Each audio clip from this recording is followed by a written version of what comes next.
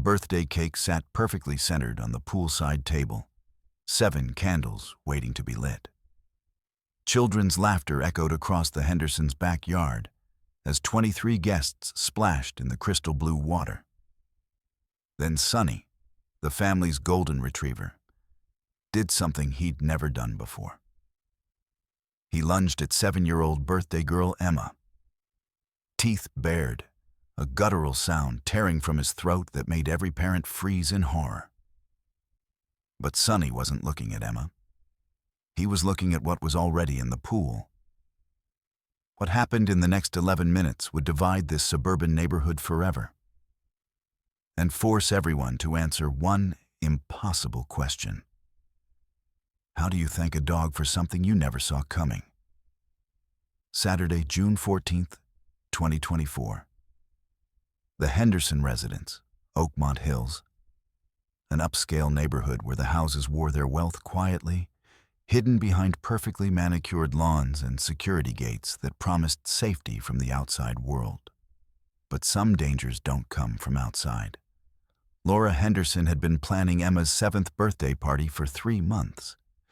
The invitations, custom designed with Emma's favorite characters, had gone out 6 weeks early.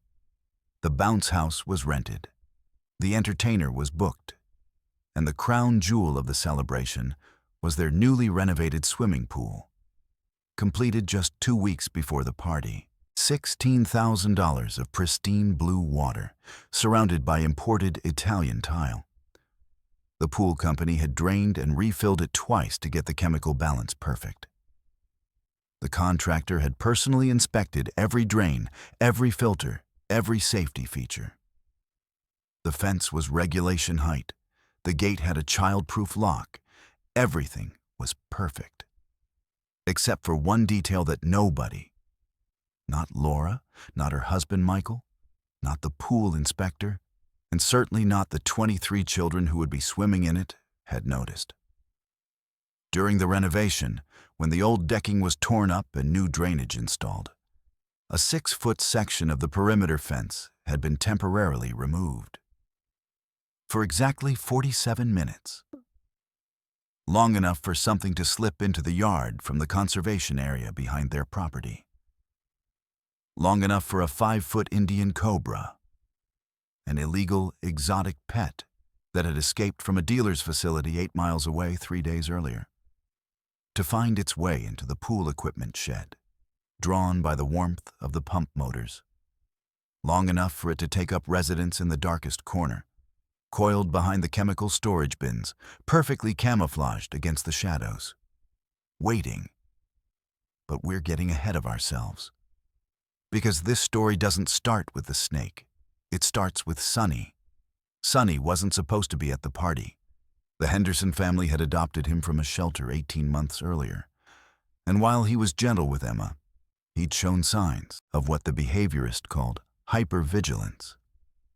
A tendency to bark at unexpected sounds, to position himself between Emma and strangers, to patrol the backyard fence line multiple times per day.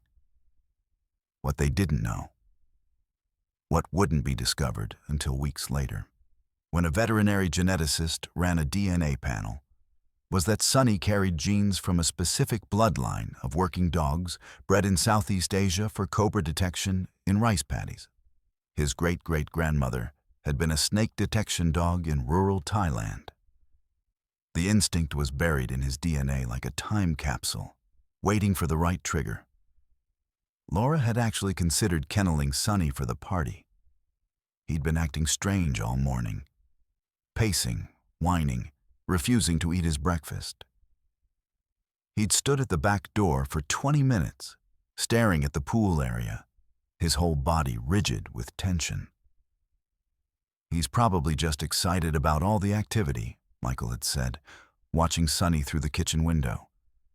Or maybe he wants to swim too. But Emma had insisted. "Daddy, it's my birthday. I want Sonny here. He's my best friend." So they'd compromised. Sonny could stay outside during the party, but he'd wear his leash, tethered to the deck railing, close enough to be part of things, far enough not to accidentally knock over a small child in his enthusiasm. At 1:47 p.m., the guests began arriving. By 2:15 p.m., 23 children were in or around the pool, splashing, diving, playing Marco Polo with the kind of chaotic joy that only happens at the perfect childhood party. Parents lined the deck chairs, phones out, capturing moments that would later be examined frame by frame, second by second, trying to understand how they'd all missed it. The cake was carried out at 2:43 p.m. Emma stood at the pool's edge, her friends gathered around, everyone singing "Happy Birthday," off-key and enthusiastic. That's when Sonny started pulling at his leash. Not playful pulling, desperate pulling. His whole body was trembling. His eyes were fixed on something in the pool. Not on the children, but beyond them, in the shadows where the deep end met at the filtration return. Laura noticed first. "Sonny, what's wrong, boy?" The dog was making a sound she'd never heard before. A low, continuous whine that raised every hair on her arms. "Michael, something's wrong with Sonny.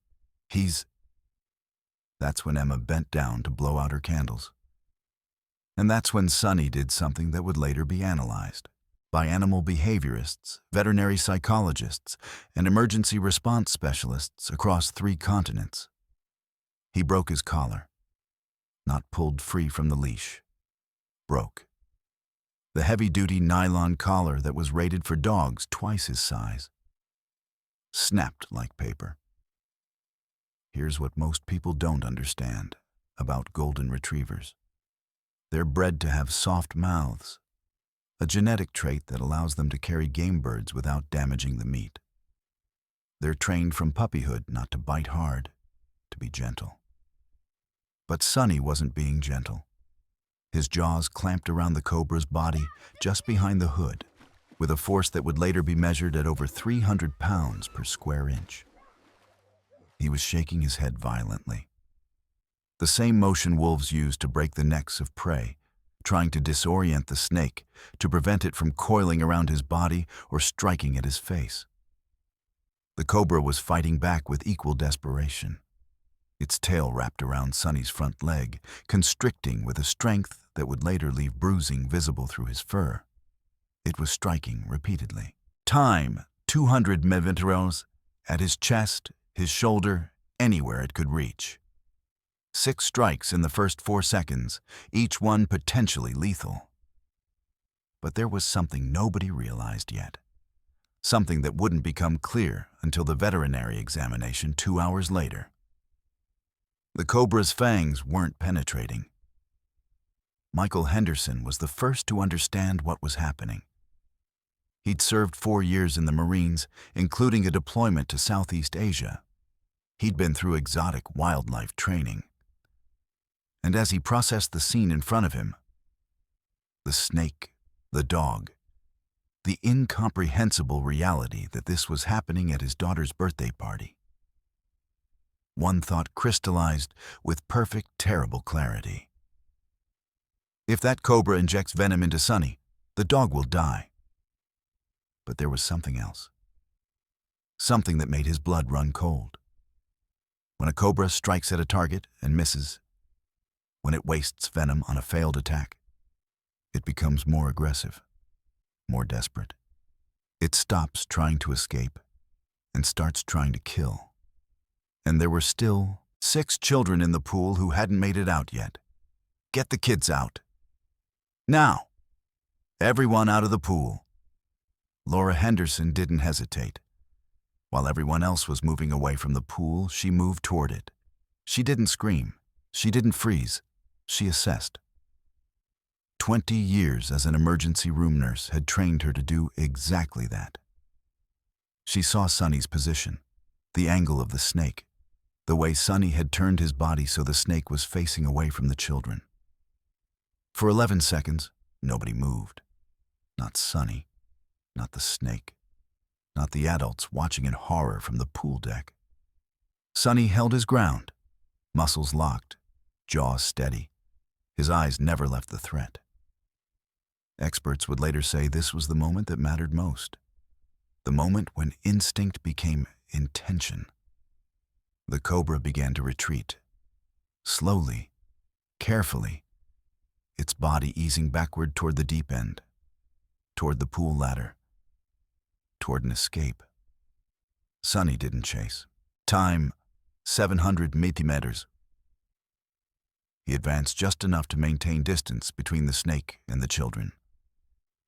When the snake finally slipped out of the pool and disappeared into the hedges, Sonny stayed where he was. Then his legs buckled. He collapsed onto the pool deck, breathing hard, body shaking. Laura reached him first. She dropped to her knees, hands already working, checking, assessing, counting breaths. "He's alive," she said, her voice steady, even as her hands shook.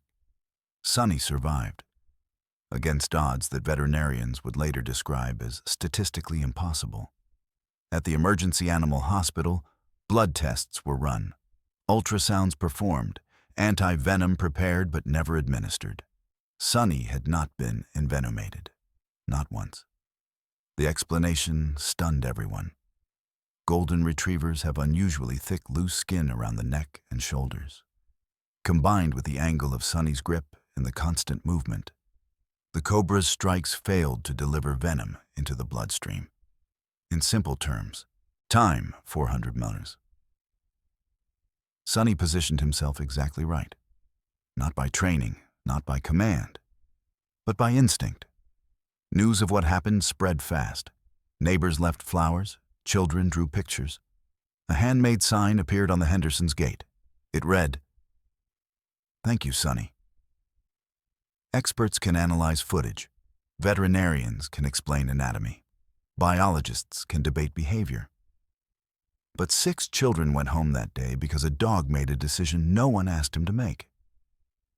Sonny didn't understand danger. He understood family.